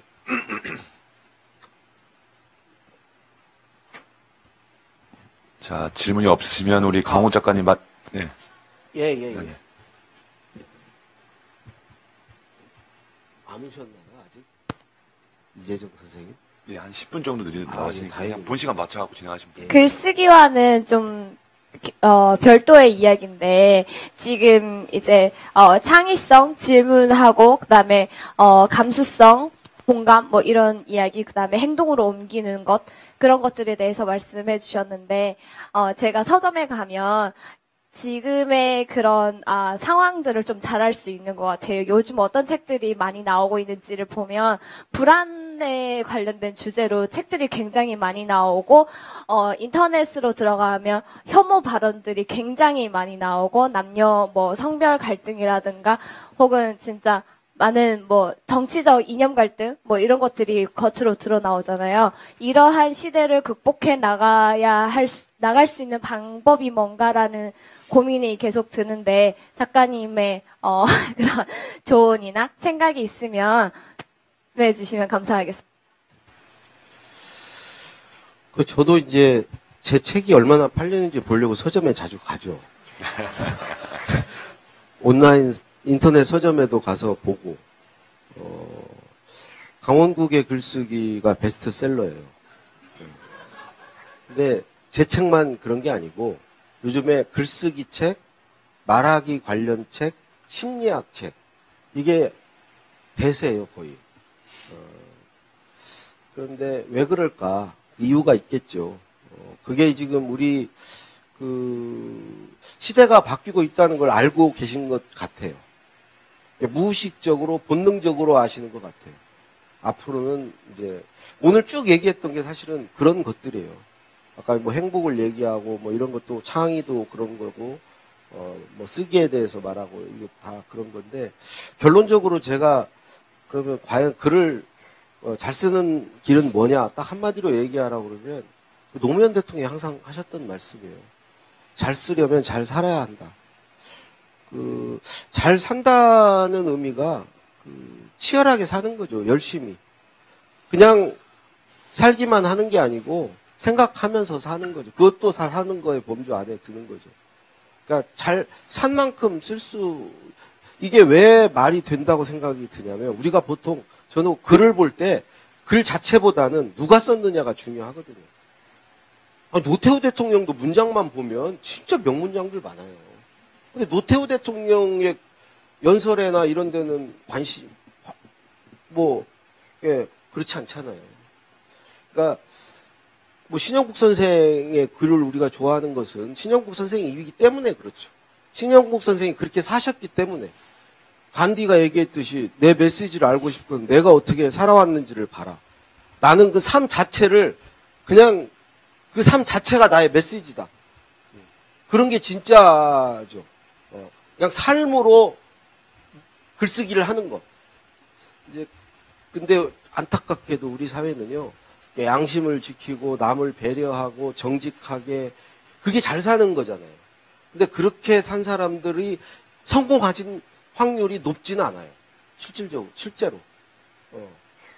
그러니까 이게 저는 근본적으로 그럼 잘 살아야 될 이유가 없는 거예요. 그리고 잘 살지 않으면 잘 쓰지도 못하는 거예요. 제가 잘 살아왔을 때 자부심을 가지고 자기 살아온 얘기를 자신 있게 얘기하고 쓰고 그런 사람들이 많아질 때 우리 사회의 글쓰기 수준이 높아지고 자랑스럽게 쓸 수 있는 그런 분위기가 돼야 되는데 이게 저는 좀 거기서부터 좀 뭐가 어긋나 있다. 그래서 그런 잘 사는 사람들을 좀 인정해주고 대접해주는 사회로 가야 된다. 이렇게 생각합니다. 장시간 고맙습니다.